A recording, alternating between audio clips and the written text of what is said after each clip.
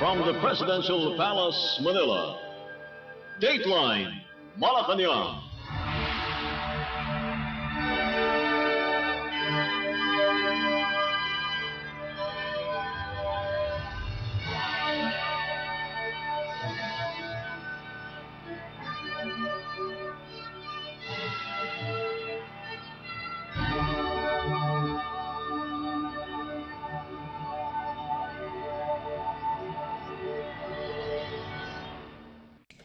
Good day, this is Dateline Malacañang, and here are the news.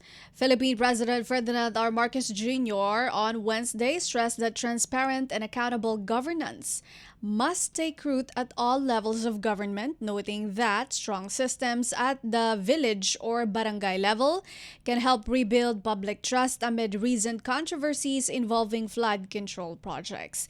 Leading the 2025 Galing Pook Awards in Malacañang, President Marcos said barangays continue to prove that clear processes and community participation lead to more effective and trustworthy public service, an approach he said is crucial at a time when several national agencies are under scrutiny. Kapag tinutugunan natin ang pangangailangan ng tao, nagdudulot ito ng magandang pagbabago. Ipinakita rin ng ganitong parangal na ang tapat at maayos na pamamahala ay hindi lang nasa kamay ng national government. Nagsisimula ito sa pangunahing unit ng pamahalaan, ang barangay. Dahil kapag malinaw ang proseso ng pamahalaan, lumalakas ang tiwala ng ating mga kababayan. Kung may pananagutan, tumataas ang respeto ng mamamayan. At tuwing inuuna natin ang kapakanan ng taong bayan, sumusunod ang pag-unlad ng ating inang bayan. Ito ang kulturang nais nating ipalaganap sa pamahalaan. Ganito ang serbisyo publika na dapat ramdam ng pamayanan, tapat, bukas at may direksyon. The statement comes as the administration addresses irregularities involving defective, overpriced flood control projects. President Marcos has repeatedly vowed that investigations will continue and that responsible officials will be held accountable. In contrast, he said awardee barangays have shown how transparent systems, even with limited resources, can produce programs that directly address community needs. Ang gaganda nitong proyekto ninyo. Masasabi ko talaga, ang naisip ninyo mga bagong project, hindi namin naisip sa national government ito. Sa barangay lang talaga manggagaling ito. This year marks the first time in more than 3 decades that the Galing Pook Awards focused exclusively on barangays, underscoring their central role as the most accessible government unit and the first responders in public service, disaster readiness, local justice systems, and community empowerment. President Marcos encouraged national agencies to adopt and scale barangay-level innovations that have already demonstrated transparency, participation, and impact. The 2025 awards are organized by the Galing Pook Foundation in partnership with the Department of the Interior and Local Government or DILG, Local Government Academy or LGA, SM Prime Holdings, and the Land Bank of the Philippines. Since 1993, the program has recognized 367 outstanding initiatives from 235 local government units. Dateline Malacañang. The government will implement a 3-tranche increase in the base pay of all military and uniformed personnel or MUP beginning in 2026 in recognition of their crucial role in disaster response and national security. In a video message, Philippine President Ferdinand R. Marcos Jr. said the salary adjustment will cover personnel of the Department of National Defense, the Department of the Interior and Local Government, the Philippine Coast Guard, the Bureau of Corrections, and the National Mapping and Resource Information Authority. President Marcos said the increase will be implemented in 3 tranches on January 1, 2026, January 1, 2027, and January 1, 2028. On top of the salary hike, the daily subsistence allowance for all MUP will also be raised from the current rate of 150 pesos to 350 pesos starting January 1, 2026. President Marcos acknowledged that MUP personnel have remained the public's steadfast defenders in recent months when the country faced various challenges, including the recent disasters. He stressed that despite persistent security threats, communities remain secured because police and soldiers continue to respond first during emergencies, often at great personal risk. Nitong nagdaang taon at buwan, hinarap natin ang mga hamon ng kalikasan. Malalakas na bagyo, magkakasunod na lindol, pagputok ng bulkan, at mga pagbaha. Sa gitna nito, naging matibay na sandigan ng bayan ang ating mga military at uniformed personnel o MUP. Hindi rin nawawala ang banta sa ating seguridad. Ngunit panatag ang sambayanan dahil nandyan ang ating kapulisan at kasundaluhan. Ang ating mga MUP ang unang sumasagot sa tawag ng tungkulin kahit kaakibat nito ang mga banta sa kanilang kaligtasan. Sa lupa, tubig, o himpapawid, hindi kayo nagdadalawang isip na magsakripisyo ng inyong kaligtasan para sa kapakanan ng bawat Pilipino. Bilang pagkilala sa inyong walang sawang paglilingkod, dedikasyon at husay, ating itataas ang base pay ng MUP. Kasama rito ang lahat ng military and uniformed personnel mula sa Department of National Defense, Department of Interior and Local Government, Philippine Coast Guard, Bureau of Corrections, National Mapping and Resource Information Authority. Ito ay ipapatupad natin sa tatlong tranche sa January 1, 2026, January 1, 2027 at January 1, 2028. Bukod pa riyan, simula January 1, 2026, ang subsistence allowance ng lahat ng MUP ay magiging 350 pesos na kada araw. Naniniwala ang administrasyong ito na ang mga nagtatanggol sa bayan ay nararapat ring protektahan ng pamahalaan. Makatarungan sahod at sapat na suporta, ito ang handog ng sambayanan sa ating mga tagapagtanggol. Mabuhay po kayo. Mabuhay ang bagong Pilipinas. The Armed Forces of the Philippines, or AFP, thank President Marcos for the increase, saying it reflects the administration's recognition of the sacrifices made by our soldiers, sailors, airmen, and Marines who dedicate their lives to protecting our people and safeguarding our sovereignty. Armed Forces of the Philippines spokesperson Francel Padilla said the increase will further raise the morale of all Filipino troops, aside from further strengthening the AFP's commitment to perform its duties with professionalism, integrity, and faithful service to the nation.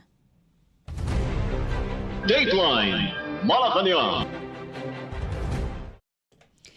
Philippine President Ferdinand R. Marcos Jr. has ordered the reduction of real property taxes, or RPT, slapped on independent power producers, IPP, for 2025 to prevent defaults and economic losses that could affect electricity supply and the government's fiscal stability. Executive Order EO 106, inked by President Marcos on November 28, reduces and condones RPTs and penalties assessed on power generation facilities of IPPs under a Build, Operate, Transfer or BOT scheme and similar contracts with government-owned and controlled corporations or GOCCs.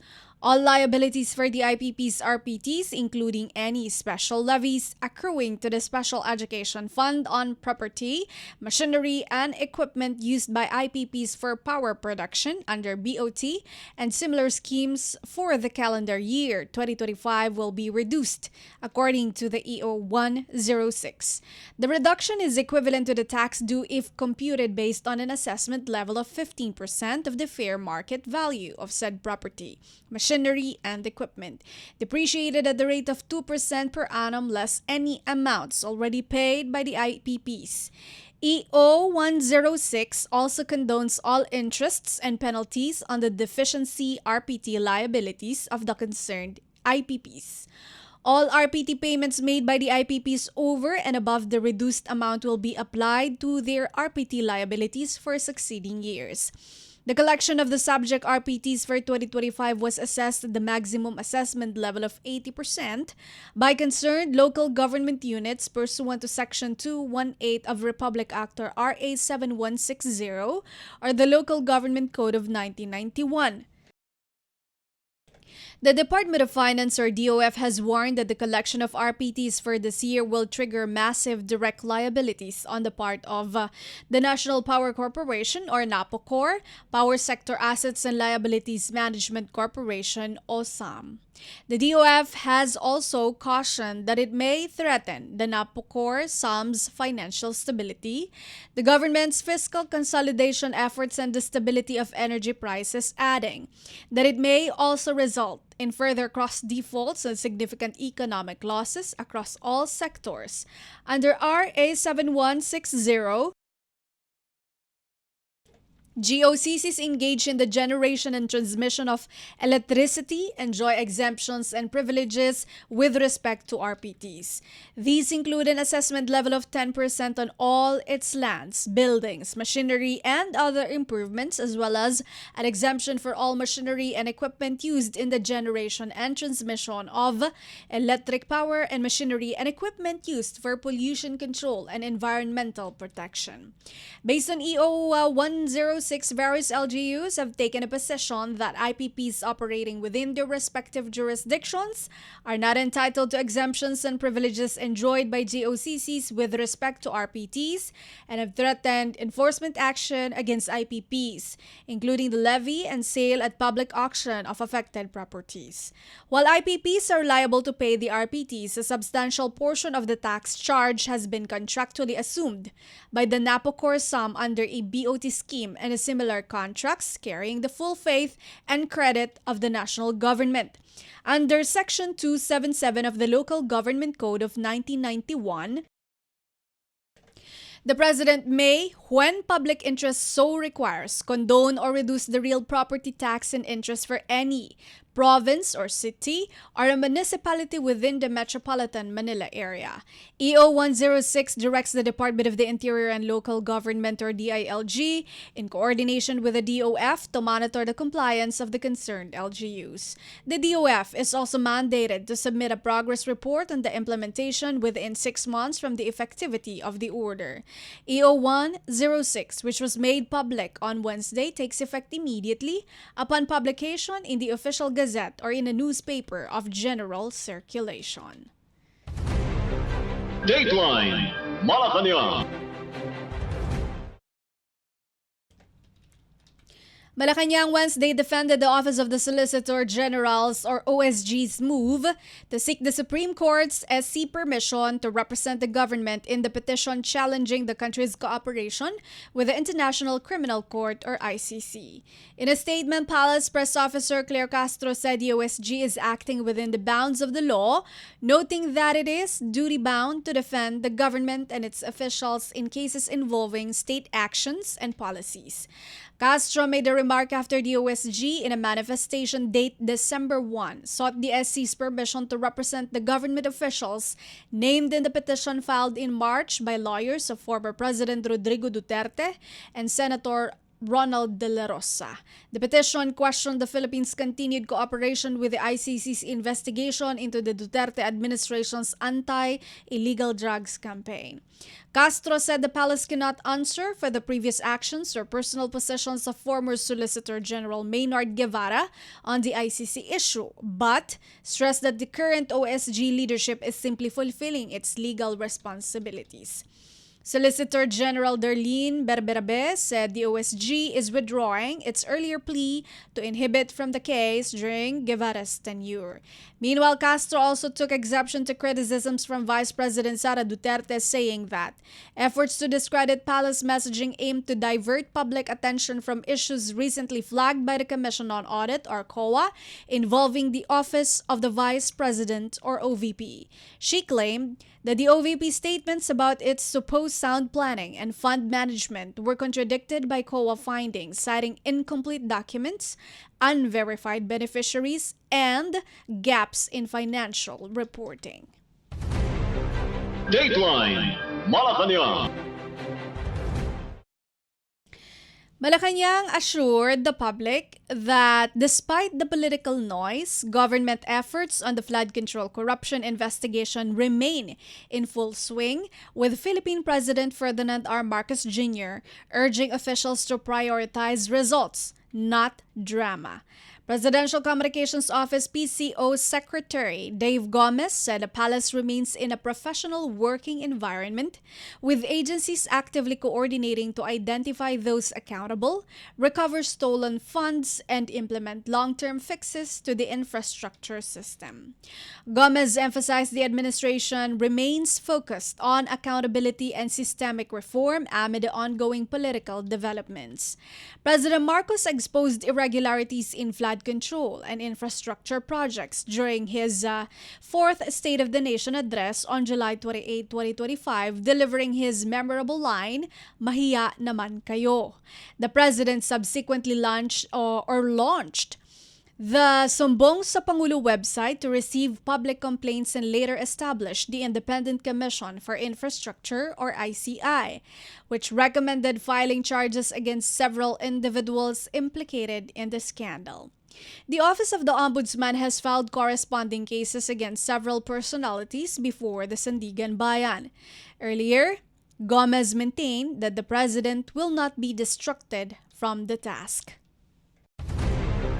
Dateline Malacañang. In other news, the anticipated release of the 9 Filipino crew members of MV Eternity Sea held hostage by the Houthi militants would be the best Christmas gift for them and their families. Department of Migrant Workers, DMW Undersecretary Felicitas Bay, said in an interview in Mandaluyong City that the Philippine government is now looking forward to the release as it starts preparing for their repatriation. Bay said a sustained diplomatic coordination with Oman and other partner countries helped secure the crew's release. In July, the Houthi rebels took hostage the 9 Filipino seafarers after attacking MV Eternity Sea while traversing the Red Sea. On Tuesday, the DFA announced that the 9 crew members of the MV Eternity Sea will be transferred from Sana'a, Yemen to Muscat, Oman before being flown home. Bay, meanwhile, stressed that the DMW continues to stand by the families of the crew. Dateline Malacañang.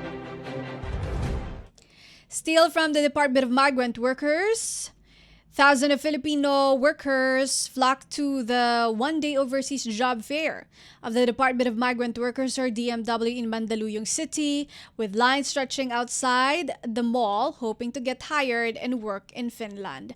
At the mega job fair, DMW Undersecretary Felicitas Bay said that although only pre-registered applicants were allowed inside, a drop-off system was still provided for walk-ins, noting the long line of hopeful applicants.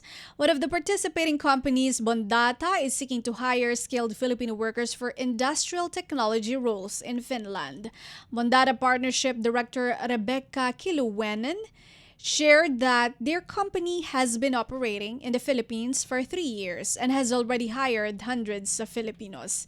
Kiluwenen said that successful applicants would have an initial contract of 1 year with potential renewal.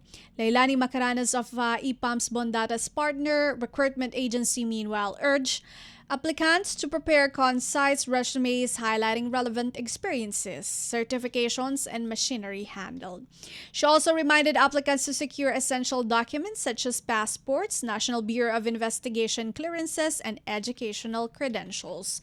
Bay warned job seekers against illegal recruiters, stressing the importance of verifying whether an agency is licensed and has accredited job orders. Dateline Malacañang. Some 2 billion pesos under the Tulong Panghanap Buhay sa Ating Disadvantaged Displaced Workers or TUPAD program were provided to close to 400,000 beneficiaries from 10 regions that were affected by natural calamities the past months. In a statement, the Department of Labor and Employment or DOLE reported that from Mount Canlaon's eruption early this year to the most recent typhoons, they have delivered a total of 2.45 billion pesos in tupad assistance in hard-hit areas throughout the country. A total of 381,513 individuals nationwide benefited from the emergency employment interventions. Last month, the DOLE mobilized a Tupad program providing 843 million pesos worth of temporary wages to over 160,000 beneficiaries who were affected by 2 typhoons. According to the Bureau of Workers with Special Concerns, or BWSC, the Labor Department's response to Typhoon Tino benefited 68,349 through emergency employment, amounting to over 363 million pesos for Western Visayas, Central Visayas, Eastern Visayas, and Caraga. Meanwhile, following Super Typhoon Uwan, the department assisted 91,699 workers with wages totaling 480 million pesos in the Cordillera Administrative Region, Cagayan Valley Region, Central Luzon, Calabarzon, Bicol, and Western Visayas. In Central Visayas, where Typhoon Tino hit, profiling and tupad orientations were ongoing to reach more workers as payouts continue. In the province of Aurora and other areas devastated by Super Typhoon Uwan, tupad beneficiaries have been deployed to aid recovery efforts. In addition to clearing operations, tupad beneficiaries were tapped for disaster rehabilitation efforts, including repairs and restoration of damaged houses. DOLE also extended tupad emergency employment to workers affected by recent earthquakes in Visayas and Mindanao. A total of 9,413 workers in Central Visayas received 55.9 million pesos and 5,726 workers in Davao and Caraga received 29 million pesos. Beyond emergency employment, the BWSC reported that 1,693 beneficiaries nationwide received livelihood grants totaling 19.5 million pesos under the DOLE Integrated Livelihood Program following the onslaught of tropical cyclones Crising, Dante, Emong, Mirasol, Nando, and Opong. Dateline Malacañang. Finally, for Dateline Malacañang, Department of Social, Welfare and Development, or DSWD Secretary Rex Gatchalian vowed to expand employment opportunities for persons with disabilities, or PWDs, following the launch of the new DSWD-wide guidelines that guarantee inclusive hiring within the agency. One of the highlights of the celebration is the launching of DSWD's Administrative Order, or AO11, Series of 2025, or the Guidelines on Inclusive Employment for Persons with Disability. AO11 institutionalizes inclusive employment at the DSWD central and field offices, as well as at its centers and residential care facilities. Gatchalian said the effort is anchored on Philippine President Ferdinand R. Marcos Jr.'s directive to not leave anyone behind in the nation's development. Under the newly launched guidelines, the DSWD will ensure that at least 1% of all positions in DSWD as a government agency shall be reserved for persons with disability, thereby promoting equal access to employment opportunities and fostering an inclusive work environment. The 1% compliance is in accordance with Republic Act 10524, or an act expanding the positions reserved for persons with disability, amending for the purpose Republic Act 7277, as amended, otherwise known as the Magna Carta for Persons with Disability.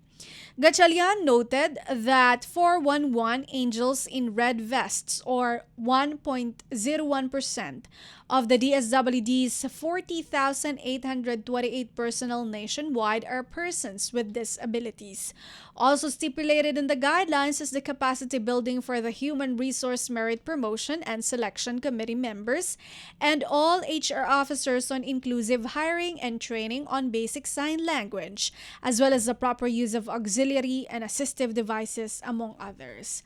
The DSWD chief also committed to lobbying the initiative to President Marcos to mandate all departments to adopt the guidelines and to make it a national policy. Dateline Malacañang. And that is all for today's Dateline Malacañang for Radyo Pilipinas World Service. This has been Bea Gaza-De Guzman. from the Presidential Palace, Manila, Dateline Malacañang.